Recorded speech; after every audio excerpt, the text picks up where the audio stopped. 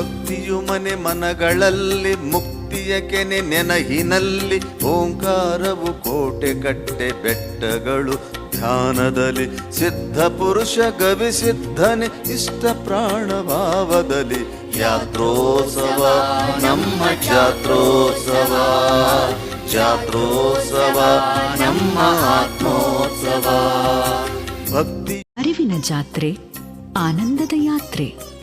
ದಕ್ಷಿಣ ಭಾರತದ ಕುಂಭಮೇಳವೆಂದು ಪ್ರಸಿದ್ಧಿಯಾದ ಕೊಪ್ಪಳದ ಶ್ರೀ ಗವಿಸಿದ್ದೇಶ್ವರರ ಮಹಾರಥೋತ್ಸವ ಜನವರಿ 15, 16, 17ರಂದು ಜರುಗಲಿದ್ದು, ಈ ಭಕ್ತಿಯ ನಿತ್ಯೋತ್ಸವವನ್ನು ಆಚರಿಸೋಣ, ಆನಂದಿಸೋಣ, ಆರಾಧಿಸೋಣ.